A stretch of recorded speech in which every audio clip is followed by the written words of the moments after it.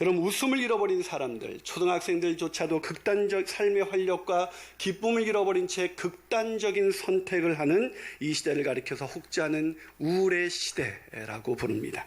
기쁨 없는 생활이 일상화되어버린 그런 시대 속에서 우리는 살아가고 있습니다. 그렇다면 이런 우울한 시대 속에서 우리는 어떻게 기쁨을 회복시킬 수가 있을까요?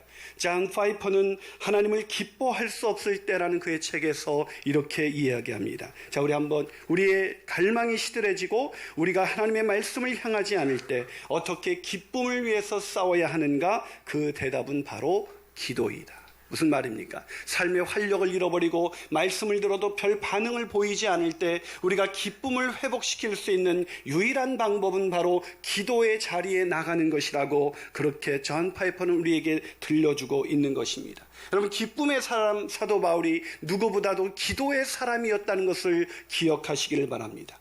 그래서 그런지 오늘 바울은 오늘 본문을 통해서도 빌립보 교인들을 위해서 기도하고 있습니다. 사실 우리가 지난주 메시지도 기억해보면 지난주 메시지도 바울은 빌립보 교인들을 위해서 늘 기도하는 사람이었습니다. 그런데 오늘 본문에서 또다시 빌립보 교인들을 위해서 간구하고 있는 것입니다. 오늘 본문이 어떻게 시작하고 있습니까? 오늘 본문 9절을 보면 내가 기도하노라 라고 말하고 있습니다. 자, 빌립보 교인들을 위해서 늘 기도했던 바울이 또다시 빌립보 교인들에게 편지를 쓰면서 또다시 기도하고 있습니다. 왜 이렇게까지 기도에 집착하고 있는 것일까요? 그 이유는 두 가지가 있습니다. 첫 번째로 그만큼 기도가 그에게 삶의 활력과 기쁨을 주었기 때문입니다.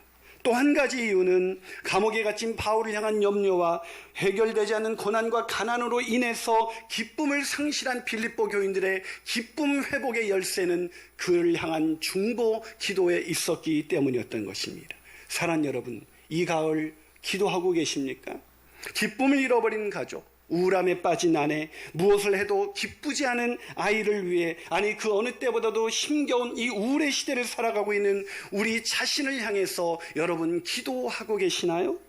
어떤 분은 말할 거예요. 목사님, 저는 기도하고 있습니다. 그런데 왜 저는 기도해도 왜 이 우울감이 사라지지 않는 것일까요? 왜 기쁨이 회복되지 않는 것일까요? 왜 그럴까요? 그것은 잘못된 기도 제목을 가지고 구했기 때문입니다. 다시 말해서 기도해야 할 것을 위해 기도하지 않고 기도하지 않아도 될 것을 위해 기도하고 있기 때문입니다. 다시 말해서 진정한 기쁨을 주는 올바른 기도 제목을 가지고 주님께 나가지 못한다면 기쁨은 회복되지 않는다는 것입니다. 저는 저와 여러분이 오늘 바울의 기쁨을 회복케 하는 이 기도 제목을 통해서 이 가을에 기쁨이 다 회복되게 되시는 역사가 일어나게 되시기를 주님의 이름으로 축원합니다. 자, 그렇다면 우리의 기쁨을 회복하기 위해서 우리가 간구해야 될 기도 제목은 무엇일까요? 우리의 기쁨을 위해서 기도해야 될 기도 제목. 첫 번째로 그것은 풍성한 사랑으로 가득 채워지길 위해 기도해야 한다는 것입니다. 뭐로 채워지기를요? 풍성한 사랑. 여러분, 만약 우리 자녀가 극심한 가난과 고난 가운데 있다. 그럼 우리는 우리 자녀를 위해서 어떻게 기도할까요? 자녀의 고난 극복과 물질의 축복을 위해서 기도하지 않을까요? 근데 그런 점에서 오늘 본문은 매우 부적절한 기도처럼 보입니다. 왜냐고요? 자, 오늘 본문 9절 한번 같이 읽어보겠습니다. 자, 시작. 내가 기도하노라 너희 사랑을 지식과 모든 총명으로 점점 더 풍성하게 하사. 자, 바울이 지금 뭘 위해서 기도하고 있죠? 풍성한 사랑이에요. 네, 물론 필요한 기도입니다. 하지만 여러분, 빌립보 교인들이 처한 상황을 안다면 이 기도보다 더 간절한 기도 제목은 이 기도가 아닙니다. 여러분, 빌립보 교인들이 지금 어떤 상황에 처해 있는지 아세요? 자, 그것을 알기 위해서 고린도후서 8장 1절과 2절을 한번 같이 읽어보겠습니다. 자, 읽어보겠습니다. 시작. 형제들아, 하나님께서 마게도냐 교회들에게 주신 은혜를 우리가 너희에게 알리노니 환난의 많은 시련 가운데서 그들의 넘치는 기쁨과 극심한 가난이 그들의 풍성한 연보를 넘치도록 하게 하였느니. 자, 빌립보 교회가 지금 어떤 상황에 있어요? 환난의 많은 시련과 환난, 그리고 극심한 가난 가운데 처해 있었습니다. 자, 그럼 바울은 어떻게 기도해야 돼요? 뭘 위해서 기도해야 됩니까? 빌립보 교인들이 이 환난과 시련을 이겨낼 수 있도록, 그리고 가난에서 넘어 물질의 축복을 받아 가난에서 벗어날 수 있도록 기도해야 하지 않을까요? 그런데 오늘 본문에서 바울은 그렇게 기도하고 있지 않습니다. 왜? 그들의 절실한 피로와 필요인 고난 극복과 물질의 축복을 위해서 기도하고 있지 않습니다. 왜 그럴까요? 왜 기도하지 않았을까요? 그것은 고난을 극복하고 물질의 축복을 얻는다고 해도 영원한 기쁨은 소유할 수 없기 때문입니다. 즉, 고난이 사라지고 물질의 축복을 얻는다고 해서 우리가 기쁨을 누리게 되는 것은 아니기 때문입니다. 오늘 본문에서 누구보다도 가난하고 고난 속에 있었던 바울이 아니었습니까? 그의 일생은 고난과 가난 투성이었습니다. 예수님을 만난 순간부터 그는 단 한 번도 세상의 축복과 세상의 모든 형통을 경험해 본 적이 없어요. 자, 이 사도 바울의 인생을 요약한 이야기가 고린도후서 11장 23절에서 27절에 기록되어 있습니다. 자, 한번 같이 읽어볼까요? 자, 같이 읽습니다. 시작. 그들이 그리스도의 일꾼이냐 정신없는 말을 하거니와 나는 더욱 그러하도다. 내가 수고를 넘치도록 하고 옥에 갇히기도 더 많이 하고 매도 수없이 맞고 여러 번 죽을 뻔하였으니 유대인들에게 40에서 하나 감한매를 5번 맞았으며 3번으로 타장으로 맞고 1번 돌로 맞고 3번 파선하고 일주야를 깊은 바다에서 지냈으며 여러 번 여행하면서 강의 위험과 강도의 위험과 동족의 위험과 이방인의 위험과 시내의 위험과 광야의 위험과 바다의 위험과 거짓 형제 중에 위험을 당하고 또 수고하며 애쓰고 여러 번 자지 못하고 줄이며 목마르고 여러 번 굶고 춥고 헐벗었다. 이게 바울의 인생이었어요. 그런데 바울은 이런 인생, 극심한 가난과 고난 속에서 평생을 살았음에도 불구하고 오늘 빌립보서를 쓰는 그의 마음 가운데는 터져나오는 감사가 있었습니다. 이런 고생을 평생 하고도 이제 말년에 뭔가 풀리는 것이 아니라 그 인생의 노년 가운데 시위대 감옥에서 언제 죽을 줄 모르는 바울의 마음 가운데는 풍성한 기쁨, 넘치는 기쁨, 터져나오는 기쁨이 있었습니다. 어떻게 그것이 가능했을까요? 어떻게 바울은 그런 기쁨을 소유할 수가 있었던 것일까요? 그것은 바울의 마음 가운데 그리스도의 사랑으로 가득 채워져 있었기 때문입니다. 오늘 본문 앞절에서 빌립보서는 빌립보 교인들을 향해서 자기의 마음을 이렇게 고백합니다. 자, 1장 8절을 한번 같이 읽어볼까요? 자, 1장 8절 읽습니다. 시작. 내가 예수 그리스도의 심장으로 너희 무리를 얼마나 사모하는지 하나님이 내 증인이시다. 하나님이 보실 때에도 자기 마음을 하나님이 뚫어지게 감찰하신다고 해도 자기 마음에 가득한 것, 그것은 세상의 염려와 근심과 그런 원망과 불평이 아니라 그리스도의 사랑으로 가득 채워진 자신의 마음, 그것을 하나님께서 증언해 주실 것이다. 그리스도의 사랑으로 가득 차 있는 바울, 그 사랑이 넘치도록 차 있는 바울은 그런 극심한 고난과 환난 속에서도 기뻐할 수가 있었던 것입니다. 사랑 여러분, 이 풍성한 사랑이 저와 여러분의 가슴에도 있지 않습니까? 여러분 생각해 보세요. 처음 결혼해서 사글세를 살면서도 그렇게 얼굴만 마주해도 기뻤던 때를 기억하시나요?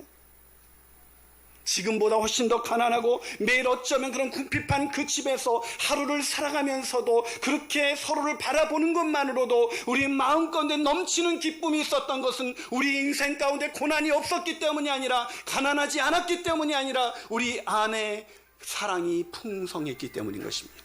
사랑 여러분, 그 그리스도의 사랑으로 풍성한 인생을 살아가십시오. 그 사랑을 달라고 기도하십시오. 그 사랑으로 가득 채워달라고 기도할 때 저와 여러분 가운데 넘치는 기쁨이 회복되기 시작할 것입니다. 아멘이십니까? 한 발 더 나가서 이 기쁨을 회복시키기 위하여 우리는 무엇을 간구해야 할까요? 우리는 무엇을 간구해야 할까요? 그 두 번째 비결은 분별력을 가질 수 있도록 기도해야 합니다. 뭘 가질 수 있도록 기도해야 된다고요? 분별력입니다. 분별력. 저는 결혼하면서 새언엄마에게 2가지를 약속했습니다. 제가 프로포즈를 할 때 새언엄마한테 이렇게 얘기했어요. 제가 평생 우리는 가난하게 살게 저와 결혼하면 평생 가난하게 살게 되겠지만, 첫째, 그래도 저는 살아가면 살아갈수록 당신을 더 많이 사랑할 것이고, 또 한 가지는 하나님 앞에 서게 되는 그날 내가 당신의 남편이었던 것이 부끄럽지 않게 살겠습니다. 멋있죠? 예, 이거에 넘어간 거예요. 그런데 살면 살아갈수록 이 두 가지가 훨씬 더 어렵더라고요. 어쩌면 가난의 문제는 열심히 살고 아껴서 살니 목사로 살아가지만 오늘 내 인생 가운데 내게 주신 것이 풍성합니다. 하지만 이 두 가지 약속을 지킨다는 것, 그것이 얼마나 어려운지, 살아가면 살아갈수록 아내를 더 사랑한다는 것, 그것이 쉽지가 않아요. 살아가면 살아갈수록 내가 부끄러움 없이 하나님 앞에 설 수 있을까? 내 모든 것이 발과 벗겨지는 그날, 나와 아내로 살아갔던 그 세운 엄마는 나를 바라보면서 자랑스러워할 수가 있을까? 그게 훨씬 더 어려운 일이죠. 여러분 다들 그런 약속 해보지 않았어요? 살면서 당신을 일평생 사랑하겠노라고. 그런데 왜 사랑하면서 부부는, 왜 살아가면서 가정은 그런 행복을 누리지 못하는 것일까요? 왜 사랑이 식어지는 것일까요? 사랑이 식어지지 않으셨어요? 지난 주일 오후 4시에 제가 보통 월요일부터 설교 준비를 하는데, 이번 월요일에는 필그림 하우스에서 철로역정 순례길 봉헌식이 있어서 제가 도저히 월요일날 시간을 낼 수가 없어서 주일날 오후부터 설교 준비를 하기 시작했습니다. 근데 성경을 보는데 얼마나 졸린지 이게 집중이 안 되는 거예요. 그래서 김성식 전사님을 꼬셔서 광교 호수공원에 가자고 했습니다. 여러분, 김성식 전사님에게는 오토바이가 있었기 때문입니다. 왜냐하면 그 주일날은 아시는 것처럼 광교 호수공원은 차를 댈 수가 없어요. 그래서 오토바이를 가지고 있는 이 김성식 전사님과 타고 가면 바로 가서 좀 걸을 수가 있겠다. 그래서 김성식 전사님이 운전을 하고 전 그 뒤에 타고 김성식 전사님을 끌어안고 이제 오토바이를 타고 광교 호수공원으로 갔습니다. 갔더니 얼마나 사람들이 많이 나와 계시는지. 근데 집안에서는 그렇게 우울해 보이시는 분들도 참 행복해 보이는 거예요. 제가 거기 가서 생각했어요. 우리 주일 예배도 호수 공원에서 드리면 어떨까? 이 교회를 팔아버리고 호수 공원에서 날마다, 왜냐면 이 안에 있으면 다 어두워 보여요. 그럼 굉장히 우울해 보이시는 거 아세요? 그래서 그 공원에서 너무들 행복해 보이는 거예요. 너무들 행복해 보이는데 그중에 유독 행복해 보이는 한 커플이 있었습니다. 연애질을 하는 아이들이었어요. 연애질. 왜 연애질을 그 공원에 와서 하는지. 그 어떤 장면이 연출됐냐면, 이렇게 보드를 타는데 남자가 타지 않고 여자를 그 위에 태웠어요. 근데 여자를 보드에 태우고 남자가 끌고 가요. 보드를 왜 그렇게 타는지. 여자는 보드를 탈 수 없어요. 근데 남자가 그 위에 태우고 끌고 가면서 재밌어. 그러니까 여자는 막 너무 재밌어 하는 거예요. 그걸 보더니 김성치 전사님, 목사님, 저 커플 행복해 보이지 않으세요? 그러더라고요. 그래서 제가 전사님께, 자네도 연애할 땐 저러지 않았나? 저도 저랬죠, 목사님. 더 했습니다. 그래서 제가 말했어요. 근데 지금도 그러나? 지금도 행복한가? 그랬더니 말이 없으셨습니다. 어쩐지 요즘 김성치 선생님 집에를 잘 안 들어갔어요. 사랑하는 여러분, 어떠세요? 여전히 행복하세요? 여전히 사랑하세요? 사랑이 점점 더 풍성해지고 있습니까? 왜 사랑이 점점 더 풍성해지는 것이 아니라 사랑이 식어지는 것일까요? 그 이유를 바울은 본문 9절에서 이렇게 말합니다. 공동번역으로 한번 읽어볼까요? 공동번역으로 한번 읽습니다. 시작. 내가 여러분을 위해서 기원하는 것은 여러분의 사랑이 참된 지식과 분별력을 갖추어 점점 더 풍성해져서, 자, 사랑이 어떻게 풍성해질 수 있다고요? 참된 지식과 참된 분별력을 갖추게 될 때 우리의 사랑은 점점 더 풍성해진다는 것입니다. 여기서 지식은 하나님의 말씀으로부터 오는 지식을 말합니다. 여기서 분별력은 하나님의 말씀을 따라 살아낸 사람들이 경험하게 된 하늘의 지혜, 그 통찰력과 그 분별력을 총명이라고 말합니다. 그 지식과 총명함이 있을 때 우리 부부는 더 사랑하게 되고, 시간이 흐를수록 사랑이 식어지지 않고 더 행복한 인생을 살아갈 수가 있다는 거예요. 여러분, 그렇게 살고 계세요? 저는 한국 남자들이 참 남자다운 사람을 잘 발견하지 못해요. 여러분, 정말 여러분의 가정의 그 아내가 뭘 하면 행복해질 거라고 생각하세요? 그저 여러분 돈 많이 벌어다 줘서 필요한 거 사주면 행복할까요? 네, 그 잠시 기쁨은 주겠죠. 잠시 기쁨. 하지만 여자들의 행복은 바로 남자의 변함없는 사랑이에요. 그 변함없는 충만한 사랑, 그 사랑 한 가지만 있으면 여자는 너무 행복하죠. 가진 게 없어도. 아무리 친구 동창회 나가서 밍크 코트 입고 뭐 다이아 반지 끼고 와도 남편의 사랑을 받는 여자는 늘 당당합니다.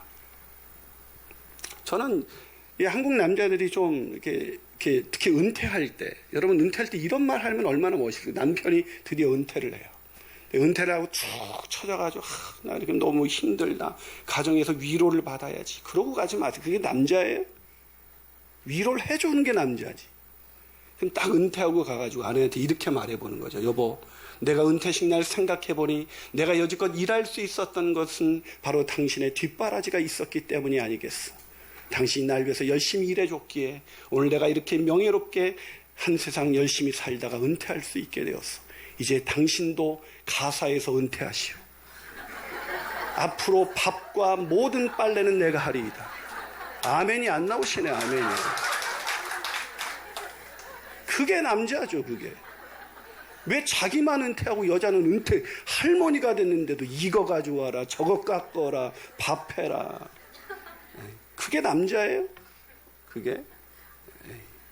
그런 멋있는 인생, 그런 풍성한 사랑만 있으면 그날 노년에 노후 준비 안 했어도 여자는 여보 내가 다 할게. 그게 행복 아니에요? 그저 뭐 하나 자기가 열심히 일해서 돈 벌어다 주면 무슨 대단한 일을 한 것 같이. 우리는 사랑이 뭔지 모릅니다. 왜요? 참된 지식과 총명이 없지요. 성경에서 사랑을 이렇게 말합니다. 고린도전서 13장 4절과 7절이죠. 한번 읽어볼까요? 시작. 사랑은 오래 참고 온유하며 시기하지 아니하며 자랑하지 아니하며 교만하지 아니하며 무례히 행하지 아니하며. 자, 제가 이것을 읽다가 이 단어가 제 마음에 들어서 무례히 행하지 아니하며. 사랑은 감정이 아니에요. 막 사랑은 몸서리치는 감정, 내 감속에서 그를 보고 싶어서 어찌할 수 없는 감정이 사랑이 아니라 사랑은 오래 참고 온유하고 시기하지 않고 자랑하지 않고 교만하지 않고 무례히 행하지 않는다. 무례히 행하지 않는다. 여러분 부부간에 얼마나 무례히 행동하세요? 부부가 된 순간부터, 결혼한 순간부터 아내를 하대하고 함부로 대하는 그 남편에게 사랑은 없습니다. 사랑은 무례하지 않아요. 언제부터 여러분의 사랑이 식어졌나 생각해 보세요. 서로 쉽게 대하기 시작한 거예요. 함부로 대한 거예요. 막 대한 거예요. 교회 와서 여자 집사님들한테는 그렇게 매너 있게 행동하면서 집에 가서는 그냥 그게 남자예요.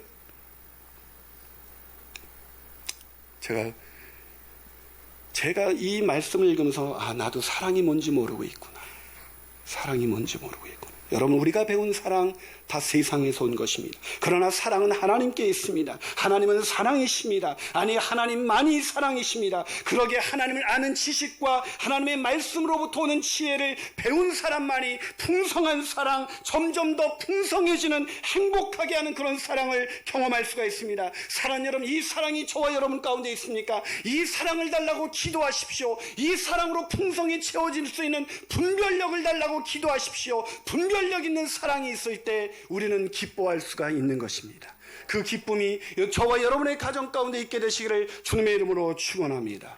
마지막으로 기쁨을 회복하기 위하여 우리는 무엇을 간구해야만 할까요? 무엇을 간구해야만 할까요? 마지막 기도 제목은 가장 선한 것이 무엇인지 분별할 수 있어야 한다는 것입니다. 가장 선한 것이 무엇인지 분별할 수 있도록 기도하는 것입니다.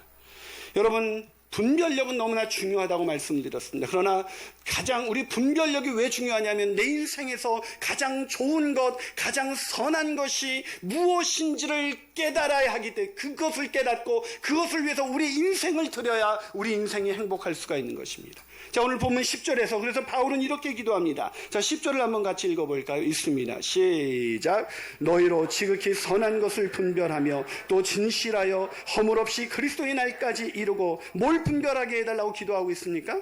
지극히 선한 것.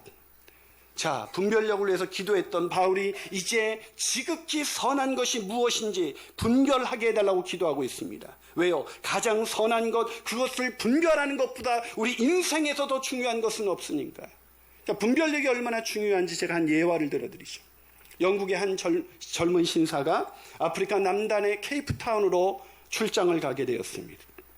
생필품을 사기 위해서 그는 근처의 한 가게에 들렀습니다. 그런데 가게 위에 선반 위에 반짝반짝 빛나는 돌 하나가 놓여져 있는 거예요. 주인장, 저 돌은 무엇입니까? 그러자 그 주인이 대답한다. 네, 우리 아이가 저 뒷산에서 주워온 것인데 버리기도 뭐하고 그래서 그냥 선반 위에 올려놨습니다. 그래요? 그럼 내가 선생님의 아이가 갖고 놀 수 있는 좋은 장난감 하나 줄 테니 저 돌을 저에게 줄 수 있겠어? 바꿀 수 있겠어? 그러자 주인은 좋은 장난감을 준다는 그 말에 흔쾌히 바꾸었습니다. 이에 영국의 그 신사는 그것을 가지고 영국으로 돌아와서 보석상을 찾아갔습니다. 그리고 그 돌을 내밀면서 이것이 어느 정도의 가치가 되는지 알아달라고 했습니다. 그러자 그 돌을 보자 그 보석가게 주인은 깜짝 놀라면서 무려 150만 달러에 자신에게 팔지 않겠냐고 요구했습니다. 그 원석, 그 돌은 바로 다이아몬드 원석이었던 것입니다. 사랑하는 여러분, 다이아몬드 원석과 장난감과 바꾼 이 주인의 어리석음, 이 어리석음이 바로 우리의 어리석음이라는 것을 알고 계세요? C.S. 루이스는 영광의 무게라는 책에서 이렇게 말합니다. 우리는 냉담한 피조물이라서 무한한 기쁨을 받았는데도 빈민가에서 지능놀이를 하고 싶어 할 뿐 아니라 바닷가에서 휴가를 보내는 것이 어떤 것인지 상상할 수조차 없는 그런 어리석은 아이처럼 술과 섹스와 야망에 팔려 시간을 낭비한다. 우리는 너무나 쉽게 즐거워한다. 우리는 너무나 쉽게 즐거워한다. 우리 인생의 영원한 기쁨을 상실한 그 이유가 무엇입니까? 그 영원한 기쁨을 상실한 것은 우리가 너무 쉽게 즐거워한다는 것입니다. 하늘의 기쁨, 그 무한한 기쁨을 받았음에도 불구하고 값싼 기쁨, 싸구려 기쁨, 금방 사라지는 그 기쁨을 추구하기 위해서 오늘을 살아가고 있는 그 인생들의 자화상이 바로 우리들의 모습이 아니겠습니까? 별것 아닌 기쁨, 잠깐 있다가 사라지는 그 싸구려 기쁨을 여전히 추구하면서 하늘로부터 온 그 기쁨을 받았음에도 불구하고 그 기쁨을 싸구려 기쁨과 바꿔치기 하면서 장난감을 가지고 즐거워하는 그런 어리석은 어린아이처럼 오늘을 우리는 살아가고 있는 것입니다. 사도 바울은 그러나 그 영원한 기쁨이 무엇인지 알았습니다. 사도 바울은 하늘로부터 오는 그 기쁨이 무엇인지를 깨닫는 순간부터 사도 바울은 그 기쁨을 위해서 세상에 자신이 누렸던 모든 기쁨을 버리면서 빌립보서 3장 8절과 9절에서 이렇게 말합니다. 자, 같이 한번 읽어볼까요? 있습니다. 시작. 또한 모든 것을 해로 여김은 내 주 그리스도 예수를 아는 지식이 가장 고상하기 때문이라. 내가 그를 위하여 모든 것을 잃어버리고 배설물로 여김은 그리스도를 얻고 그 안에서 발견되기 원하는 것이다. 그리스도를 만나는 순간, 그리스도를 아는 순간 그의 인생의 가장 선한 것, 가장 좋은 것, 그것은 바로 예수 그리스도, 나를 위하여 자기 몸을 아낌없이 버리신 그 주님을 만난 순간부터 그가 가지고 있었던 모든 것은 더 이상 그에게 기쁨이 되지 못했습니다. 그래서 그건 배설물로 여겼어요. 여러분 오해하지 마세요. 바울이니까 배설물로 여겼겠지, 억지로 그렇게 힘들지만 그렇게 결단한 거겠지. 아니에요. 여러분 이 구절은 그런 의미가 아닙니다. 이 구절은 하늘의 기쁨, 영원한 기쁨, 그 무한한 기쁨을 누리는 순간 자기가 가진 그 세상의 모든 즐거움이 하잘것없는 것 같이 정말로 배설물같이 느껴져 그걸 버렸다는 것입니다. 사랑하는 여러분, 그 세상의 즐거움이 그런 배설물처럼 하찮은 것으로 느껴지고 계세요?